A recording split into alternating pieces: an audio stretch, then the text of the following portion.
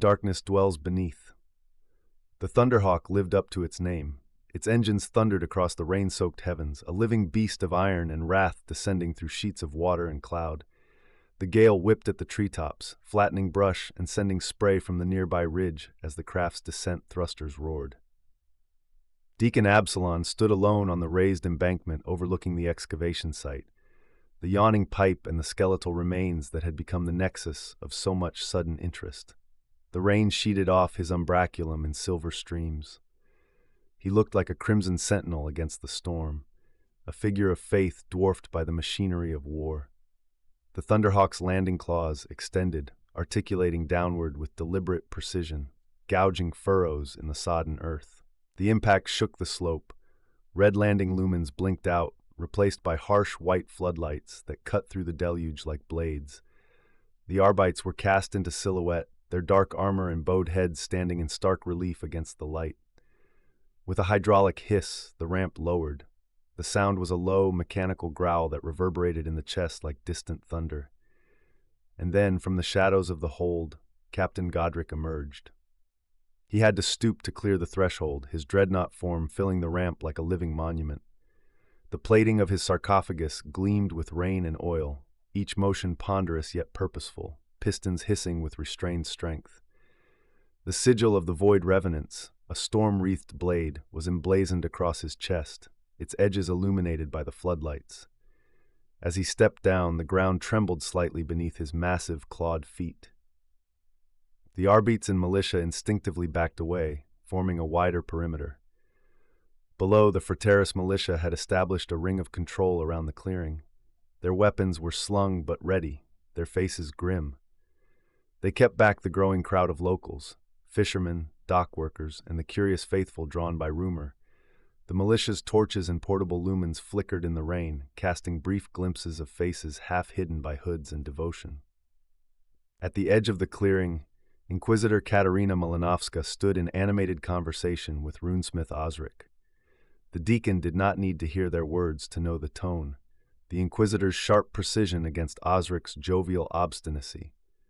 Judging by Osric's grin and the way his hand hovered near his power axe, Absalon suspected she was doing her best to stop the runesmith from solving the problem in the most direct and Astartes way imaginable, by detonating the pipe. Drawing his gaze back to the Thunderhawk, Absalon's eyes widened slightly as two full squads of the Second Company disembarked in formation. Their armor was the storm gray of the Second Company, marked with the sigils of the Gastward cohort, the specialists in containment and investigation. At their head strode Cuthhelm, the company's librarian, his psychic hood glinting faintly under the stormlight. He was deep in discussion with his sergeant, the two moving with brisk efficiency through the rain. The deacon frowned beneath his hood. This was no longer a local matter. He had called for vigilance. The Mechanicus, the Ministorum, and now the Astartes and Inquisition had all answered, far too swiftly. A flicker of unease moved through him. The storm beat harder, the earth shuddering under the steady rhythm of the Thunderhawk's idling engines. The sky itself seemed to pulse with contained energy, lightning rippling across the cloud bank like veins of molten light. Absalon exhaled slowly. He had the distinct, chilling sense that all of this, these men, these machines, the thunder and the rain, was merely the calm before the proverbial storm. Something unseen was drawing them together, and in the depths of the ancient pipe, beneath the glimmer of Zeno's runes and forgotten alloys, Deacon Absalon raised his staff and traced a sign of blessing through the air. Gastward Cuthhelm mirrored the gesture, raising his own staff in salute before striding toward the pipe. He crouched beside the jagged rim, placing one gauntleted hand upon the slick metal. The gathered crowd, Arbites, militia, Astartes, and townsfolk alike, fell silent. Even Inquisitor Malinovska and runesmith Osric broke off their discussion. Above them, Brother Godric planted his autocannon across his chest and rested his power axe across its twin barrels, his own distinctly dreadnought way of folding his arms. For a moment all waited, expecting Cuthhelm to deliver some profound psychic revelation. After a brief pause, he looked up. "It's a pipe," he said, "and that's definitely a body." A ripple of disappointment passed through the assembled. A few of the militia actually sighed aloud. Cuthhelm smiled faintly. That had been his intention.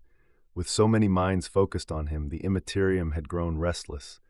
By breaking the tension, he let the warp quieten again. Still, he cast a subtle scan around the site. His psychic senses brushed over the mud, the body, the pipe, and felt something odd. A blank, a perfect stillness that resisted even thought. The body yielded nothing. The pipe, however, whispered of age beyond humanity. He withdrew his mind at once. Inquisitor Katerina Malinovska's boots clicked sharply on the wet stone as she approached. Behind her, Osric's booming laughter filled the air as he heartily congratulated the Arbites for their excellent vigilance and encouraged them to take the rest of the day off, before one of his own servo-skulls practically nudged him back into decorum. Katerina removed her hat as she neared the deacon. The rain had eased slightly. She handed the hat to one of Absalon's servitors, twisted her wet hair into a neat bun with a single fluid motion, then replaced the hat on her head with crisp precision. "I was just about to lose a hand of cards to Osric when my alarm went off," she said, her voice clipped but clear, carrying the faint cadence of multiple forges. Her tone had the faint metallic bite of Sarathar and the lilt of Nitwertha, an accent shaped by half a lifetime across the forge worlds. "I trust this is worth the interruption?" Deacon Absalon inclined his head and motioned toward the dark pipe. He had no words that could convey the gravity of it. Instead, he signaled to an Arbus trooper who approached holding the alien relic blade recovered from the corpse. Katerina's brows rose slightly. She followed the gesture, gaze narrowing on the pipe's mouth. "Don't tell me you've taken up with the Mechanicus, Deacon," she quipped, stepping down into the trench and examining the excavation for herself. Absalon said nothing. The Inquisitor crouched by the pipe, her eyes scanning the cut of the earth and the lines of the exposed alloy. "So, the workers found this during expansion of the rail line?" she asked. The deacon nodded. She leaned closer to the relic blade, studying its strange symmetry. "A bayonet of sorts," she mused, running a gloved finger along its edge. "Made to stab and hack, not slice. Brutal but efficient." "Indeed," Absalon replied, though he had never thought of it that way. "Then whoever made it used ranged weapons," she continued. "Judging by the pipe's age, that rules out any human culture on Nitwertha." Cuthhelm grinned. "Aye, before the Imperium blessed us with its perennial problems, the Wigathan fought with javelins." Malinovska allowed herself a brief smile, then tugged on her gloves. 3 servo-skulls drifted down behind her, their lumens casting sickly blue light across the wet alloy walls. She knelt by the skeletal remains, her features hardening. The silver skull and its alien inscriptions drew her attention instantly, but she said nothing. Her gaze was analytical, calculating. Above, Godric and Tunbald approached. The dreadnought inclined his massive form toward the deacon. Absalon responded with the Aquila, a silent exchange of mutual respect. Down the slope, a second company of Frateris militia arrived at double march, their boots splashing through puddles in rhythmic unison. They spread into a perimeter while the first company reformed into something resembling order, their prelate barking at them until even the Arbites looked impressed. Their officer saluted Absalon before turning outward, scanning the fog-wrapped forest for movement. Godric's voice crackled through his vox, the deep tone vibrating in the air. "This must be important. You've summoned half the planet's guard," he rumbled, amusement in his machine-filtered growl. "My men feel safer already." Absalon couldn't tell if that was praise or mockery. "The Ministorum serves in many ways, brother," he said, "not all of them spiritual." The dreadnought's sarcophagus hissed as he angled his head slightly. "Oh, I know. The Ministorum loves its pageantry, all incense and ceremony." "In the service of he who sits upon the throne," added Cuthhelm. "He who," corrected Tunbald dryly. Cuthhelm lifted a gauntleted hand. "My pardon, Captain. I'm but a gutter orphan, while you're of noble stock from Fisherham." Tunbald opened his mouth to reply, then thought better of it and remained silent. Absalon allowed himself a brief grin as laughter rippled through the assembled Astartes. For a fleeting moment, the tension eased, but Tunbald, ever the stoic, was the first to sober. His gaze swept the scene, wary, assessing. "You've yet to tell us why we're here," he said. "Even Malinovska seems uncertain." Absalon looked toward the Inquisitor, who was still crouched over the remains, her servo skulls orbiting in solemn silence. Her posture was rigid, her focus absolute, as if she were not merely examining bones, but contemplating a pattern only she could perceive. The rain thickened again, pattering against armor and glass, drumming against the dreadnought's hull. The sound filled the pause. Osric, who had remained at the edge of the site, finally spoke. "I don't like the pipe," he declared. Cuthelm turned toward him. "Is it this pipe in particular, or pipes in general?" Osric folded his arms. "Most pipes I get along with fine," he said in mock reassurance. "Some I'd even call old friends, but this one," he gestured with his axe, "this one feels wrong." The Inquisitor's servo skulls drifted closer to the corpse. The blue light reflected off the alien meta. Inquisitor Katerina Malinovska walked out of the tunnel, her expression carved from equal parts concern and determination. Her sharp gaze swept the excavation, the clustered militia, the hulking dreadnought, and then settled briefly on Deacon Absalon, who stood pensive beside his servo skull, rain pattering against his umbraculum. She raised a hand toward the Vox carrier of the second company. The Gasthelm trooper knelt, his comms array crackling under the downpour, protective sheeting slick with oil and rainwater. Katerina withdrew her personal Vox, plugged a line into the carrier's booster coil, and spoke clearly into the mouthpiece, her voice cutting through the storm. "Eclipse of Destiny Relay. Priority Alpha. Connect me to Calculus Logifexion." Around her, the others exchanged looks. Osric gave a small shrug, water running down his grin. The reply came through a wash of static, Fexion's voice light and hurried. "Lady Malinovska, are you ready for that tour I promised? I assure you, we've eliminated most of the single-eyed tentacle beasts. It's perfectly safe now." Katerina's lips twitched, half amusement, half irritation. "I am in need of technoarchaeologist Vane Kalev. I require him planetside immediately." "Ah, well, the scholar is presently occupied," Fexion said, his tone tightening. "We've just breached Docking Bay 9 aboard the Hulk.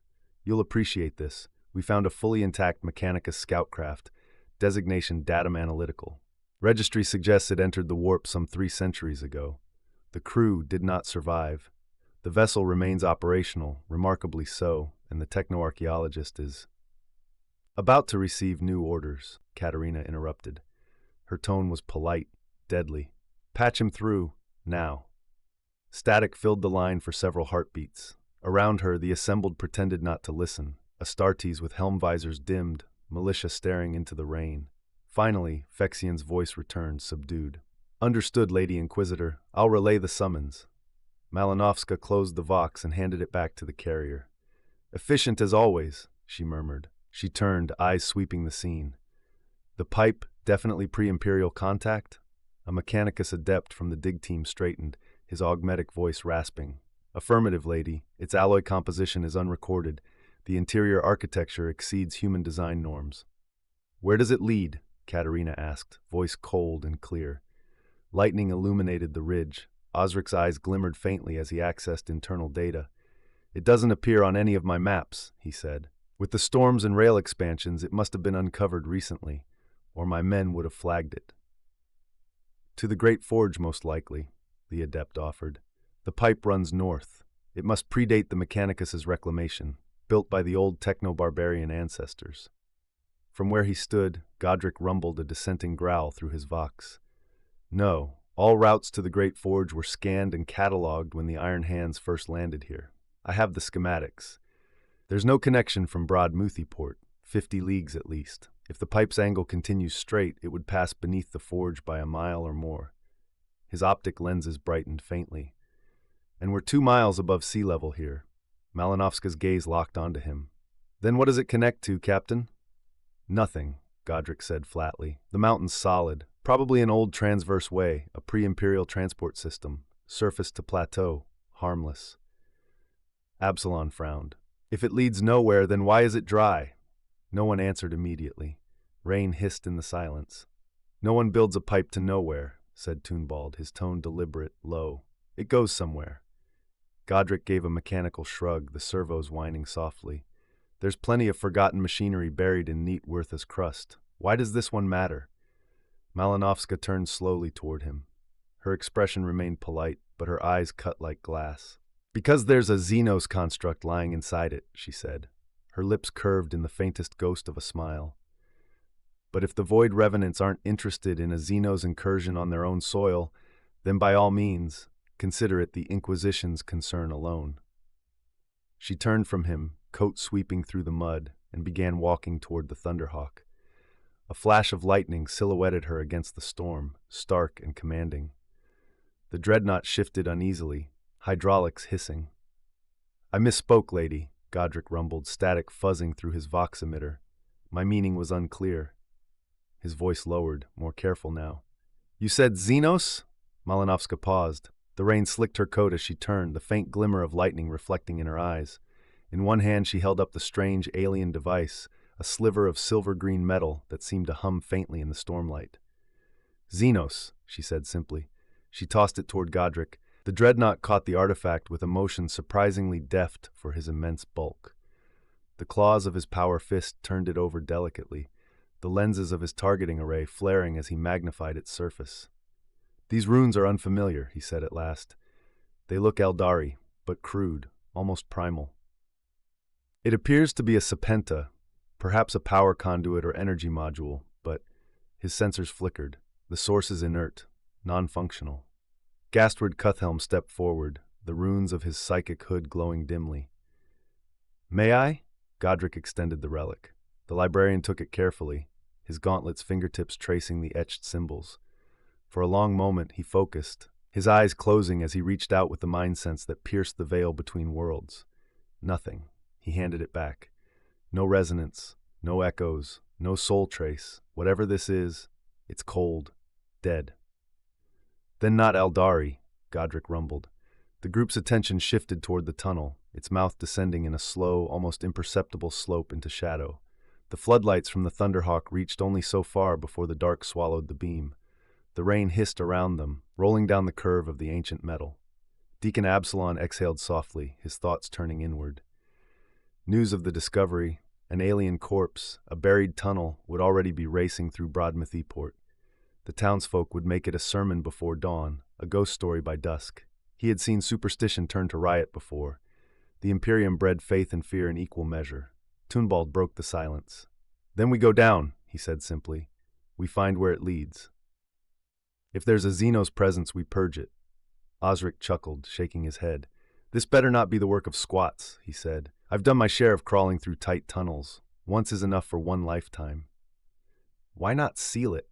Godric asked, his vox a low thunder. "Cap the entrance, bury it under sanctified stone. A dead Xenos in a dead pipe, hardly a matter for war." Katerina considered him for a long moment, the rain tracing silver lines across her hat brim. She weighed her words, then she decided to speak plainly.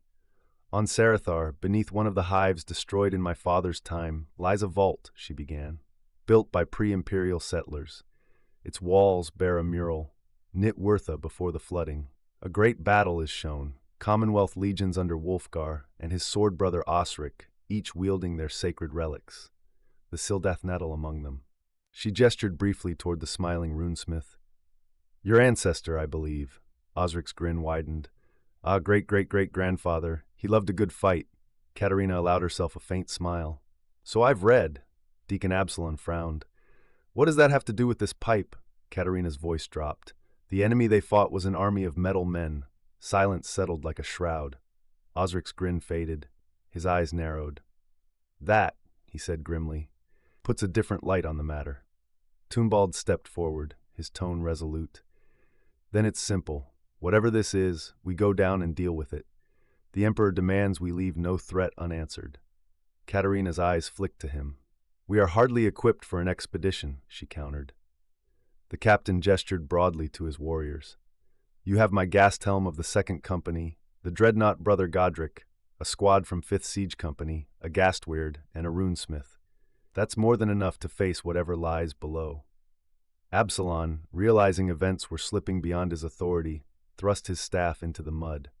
"And I have my Frateris militia," he said, voice firm despite the tremor of unease beneath it. The Arbeits officer, still drenched and scowling, stepped forward stiffly. "I can spare a few lawmen. There's still the matter of the original murder," he muttered. Katerina looked from one to the next, her expression unreadable. Then that familiar smile appeared, the one Absalon had come to recognize as the prelude to trouble. "Surely," she said, "Chapter Master Bjornwolf should be present, or at least Edric?" Osric barked a laugh. "Edric's off escorting Preacher Lucia Gratner to Manifold Dawn and hauling the Navis Astra Wigathane garrison to their new border posts. And Bjornwolf," he pointed to the north with his axe, "is currently scouring the land for mythical Xenos drop pods. You know that." Katerina's smirk didn't fade. She had known. And as the storm raged above and the shadows within the ancient pipe beckoned, she wondered, not for the first time, whether this was her mandate or her folly. Was this an inquisitorial investigation, or the beginning of something far older than any of them could comprehend?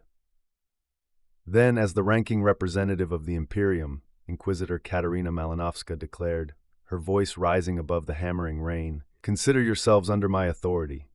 The storm did not dare drown her out. Raindrops streamed freely across her pale face, the brim of her hat dripping steady rivulets. Her confidence was undimmed, an unyielding flame in the deluge. Deacon Absalon turned back to the tunnel, staring into its gaping blackness. The skeletal remains lay at the threshold like some grim sentinel, its silver skull half submerged in the runoff. The alien body a silent herald of whatever mystery slumbered below. The rain drummed a constant rhythm against the metal, hollow and hypnotic. For a moment, the world seemed to contract to that sound, the endless fall of water on ancient steel. "What have I gotten myself into?" he thought. Then grimly he muttered aloud, "And what will Wulfgar say when he finds out?" The words had barely left his mouth when the heavens split apart. A searing crack of thunder rolled across the ridge, and a beam of blinding light flared from the sky, piercing the storm. Absalon threw up his arm to shield his eyes as the flash enveloped the clearing. The air stank of ozone and sulfur, and the rain hissed as it struck the shimmering distortion of the teleport field. When the light faded, the rain returned in earnest, hissing on ceramite and sanctified metal. Standing at the center of the scorched landing circle was Skop Wulfgar, chaplain of the Void Revenants, his black armor glistening wet in the stormlight. The graven skull of his helm regarded the gathered with cold serenity, Vox grill glowing faintly red within its hollow mouth. His cloak, marked with the sigil of the Revenant blade, already clung to his shoulders in heavy folds of sodden cloth. Beside him materialized techno-archaeologist Vane Kalev, looking thoroughly out of place, his Mechanicus robes soaked through, arms laden with slates, tubes, and data scrolls. Behind him, 3 servo porters clanked into formation, burdened with sealed reliquary boxes and a mesh bag of lumen globes that flickered weakly in the rain. Wulfgar stepped forward, each motion of his armor deliberate and resonant. His presence drew every gaze, even the Astartes seemed to straighten, as though his arrival had pulled their thoughts into line. He inclined his head toward Deacon Absalon. The vox of his helm rolled like distant thunder. "I heard you were in need of a chaplain," he said. The skull face tilted slightly, catching a flash of lightning. "So," he added, the grin carved into his helm eternal, "I came."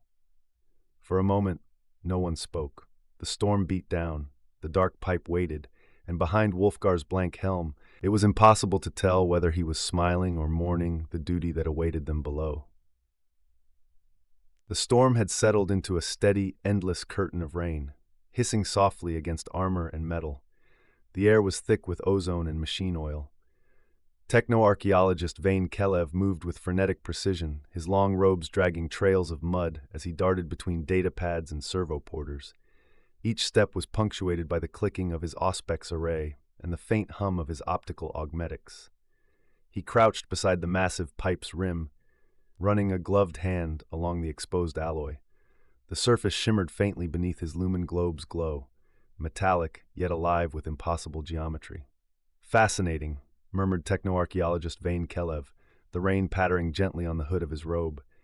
His augmetic eye flickered as he surveyed the scene, the pipe, the alien corpse, the gathered warriors of man. "I see why I was called upon." He gestured toward the metal skeleton, its skull glinting faintly in the flicker of the lumen globes. Then he reached into his satchel and withdrew a folded sheet of aged parchment, smudged and creased by travel. "I took this from beneath Hive Mahagiri," he said, carefully unfolding it, a rubbing from an embossed wall in the Sarathar catacombs. He handed it to runesmith Osric, who took it gingerly, his massive gauntlet surprisingly delicate as he held the fragile material up to the light. The image revealed a skull, slightly elongated, its cranial crest higher and narrower than a human's. Its angular jaw and hollow ocular pits lent it an inhuman symmetry. Osric lowered the parchment, his gaze moving to the metal corpse in the pipe. The match was exact. Kelev produced another sheet, a series of etchings and sketches of strange runes and angular characters, the same symbols that now adorned the alien weapon and armor. "Taken from Forge World Sarathar?" asked Wulfgar, his deep vox gravel vibrating softly in the rain as he stepped closer. Kelev inclined his head. "From beneath the catacombs of Hive Mahagiri, yes, we believe them pre-imperial remnants. But," he reached into his satchel once more and produced a picked slate, the screen glowing dimly. On it was an image of a mural, a vast wall painting showing a battle across endless green plains. At the mural's heart were two figures, towering warriors bearing familiar sigils. One wielded a long staff crowned with an iron flame, the other a heavy blade marked with a crescent rune. The names beneath were Wulfgar and Osric. The chaplain's helm tilted slightly. "So our namesakes once fought this enemy," he said, "and lost enough for their image to be carved in memory." Runesmith Osric raised the scanning lens on his wrist, a pale cone of light sweeping across the corroded surface of the pipe. The rain hissed where it struck the warm glass. Lines of data rippled through his optical display, green runes cascading in sequence. "The molecular density fluctuates. No, oscillates," he said, his tone turning analytical. "This metal is younger than the corpse, 15,000–20,000 years at most. Someone built this pipe long after whatever this thing died." Toonbald stood beside him, his voice thoughtful beneath the storm. "Then the tunnel was made by the first colonists, our forefathers, and the corpse is older still." His helm turned slightly toward the silver skull. "How can that be?" Osric's grin was hidden by his helm, but his tone carried it. "Simple, the tunnel wasn't built around the corpse." He gestured at the half-buried form. The corpse walked into the tunnel. Kelev froze, his lenses refocusing. "A walking corpse?" Osric chuckled, folding his arms. "Don't be dramatic, you old cog. I mean animated, an automaton, a machine man. The metal men your mural shows. This poor bastard might have been one of them. I'd wager if you study the mural close enough, you'll find this very figure staring back." Kelev's eye flickered as he processed that. "An automaton," he said quietly. "Of course, that would explain the joint architecture. Self-contained, no organics, no warp signature." His tone grew faintly reverent. "But that raises a more dangerous question. Where did it come from?" "Somewhere beneath the main island," said Wulfgar, his skull-faced helm reflecting the lightning. "We conducted deep surveys decades ago, found nothing." "Then we dig deeper," Osric said, smiling through the rain. "If it walked once, it might walk again, and I'd rather be there when it does." Kelev looked up sharply, his voice betraying a flicker of excitement and dread. "You mean to go down there?" "Of course," Osric replied, tightening his gauntlet straps. "The Emperor didn't make us to wonder, he made us to find out." Toonbald turned to the Inquisitor, helm lenses burning green in the dim light. "Then we go." Malinovska's expression was caught somewhere between faith, fascination, and fear. She looked into the dark mouth of the pipe, where the lumen light faded into nothingness. "It seems," she said quietly, "that history has come to meet us." Toonbald slapped the side of his bolter, the sound sharp and final against the rain.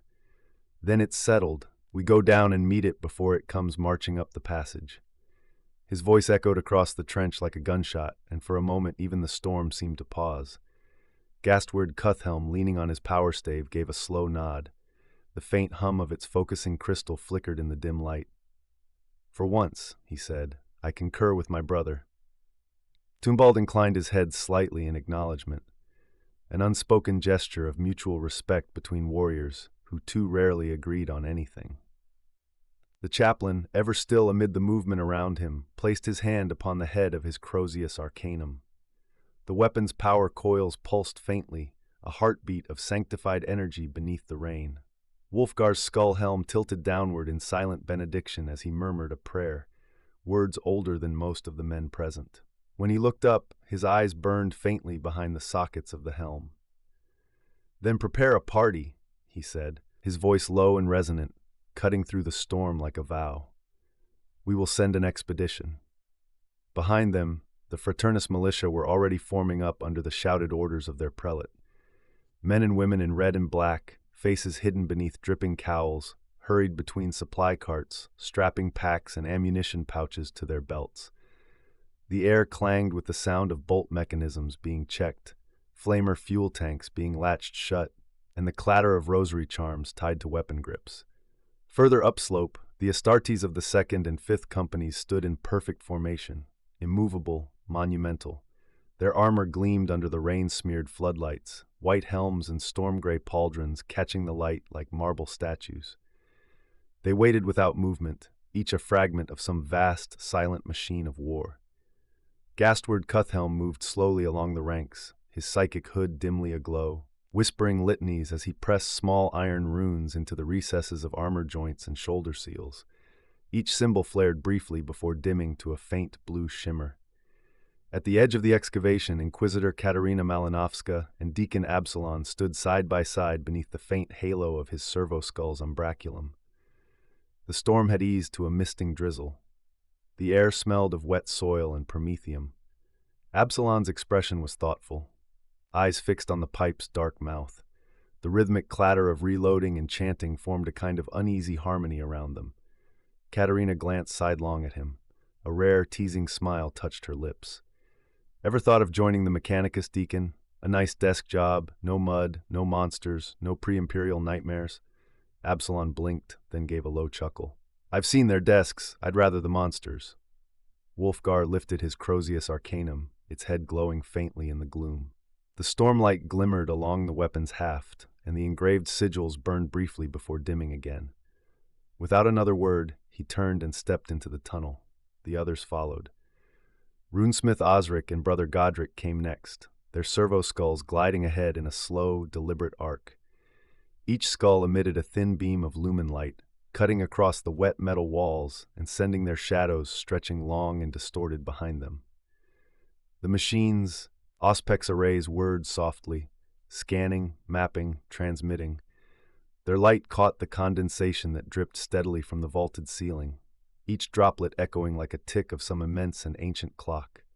Behind them walked Deacon Absalon, his crimson robes darkened by water and grime. The servo-skull above him hummed faintly, its umbraculum now folded away. There was no need for shelter from the rain down here. Inquisitor Malinovska kept pace beside him, her expression calm, her eyes darting from wall to wall, cataloging every groove and rivet. At her shoulder trudged techno-archaeologist Kilev, his robe heavy with moisture, datapads clutched tight to his chest. His servitors followed like obedient hounds, their heavy treads splashing softly through the rising puddles. Tunbald and Cuthhelm walked behind them, side by side. Tunbald's bolter was raised and ready, every movement efficient and controlled. Cuthelm's psychic hood gave off a low hum, and faint blue light rippled along the runes on his armor. The power stave in his hand occasionally tapped against the metal floor, a steady rhythm to their march. Then came the warriors of the 2nd Company, moving in perfect order, 2 single-file lines, one along each side of the tunnel.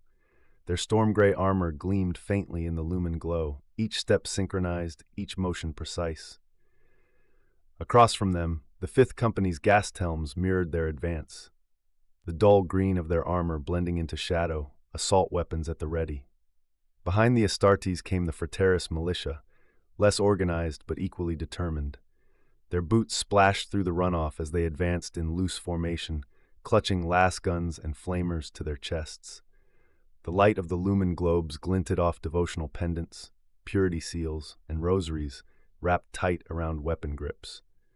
Some whispered prayers, others sang them under their breath, a rising murmur of faith threading through the cavern.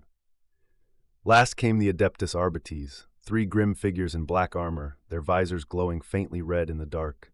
They paused at the tunnel mouth, glancing back one last time at the storm above.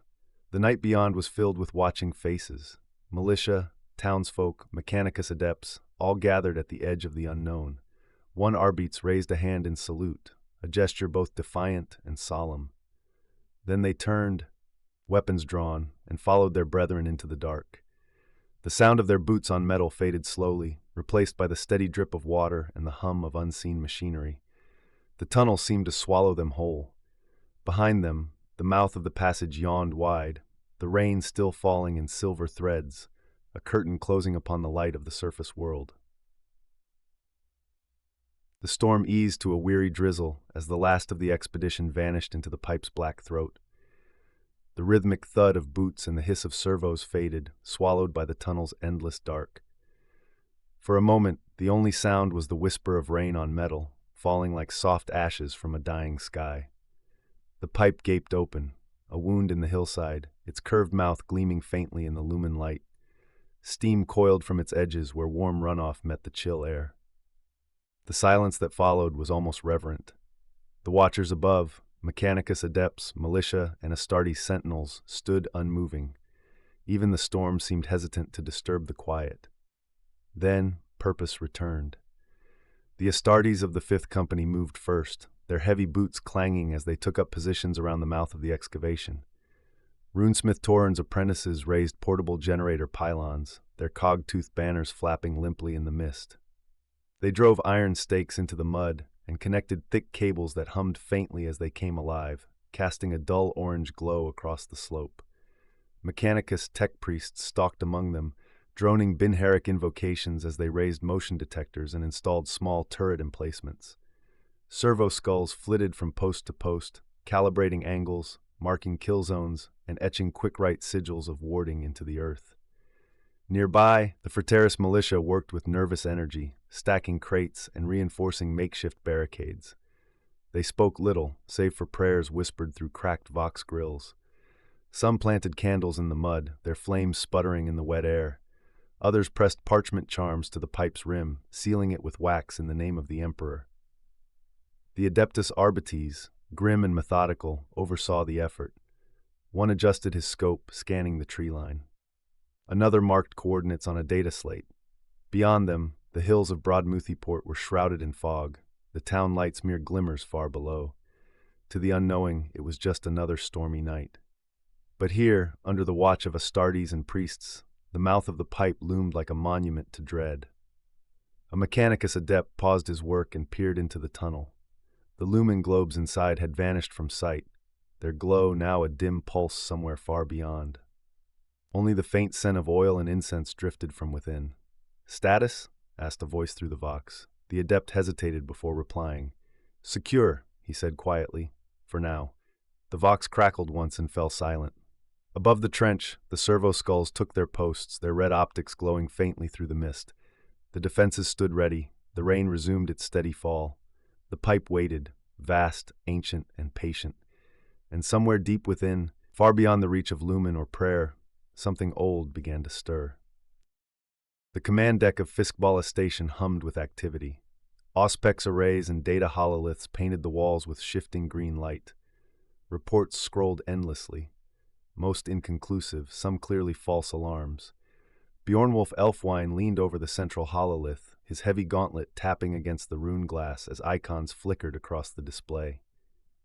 "Another supposed drop pod sighting, this one from Sector 31, said Edric, rubbing a tired hand across his brow. 5 hours apart from the last report, same coordinates, same nothing.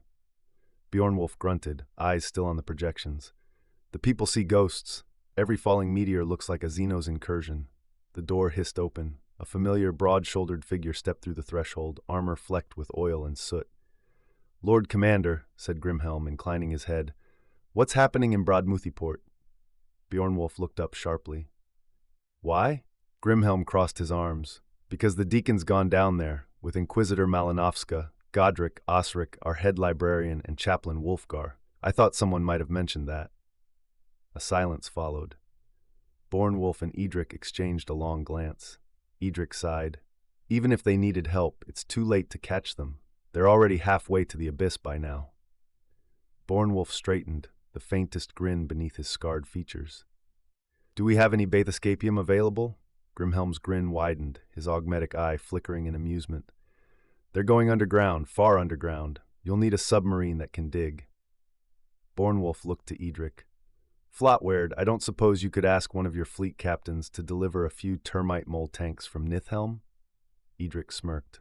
Just in case, I assume. Grimhelm laughed, low and grim. Always just in case, my lord.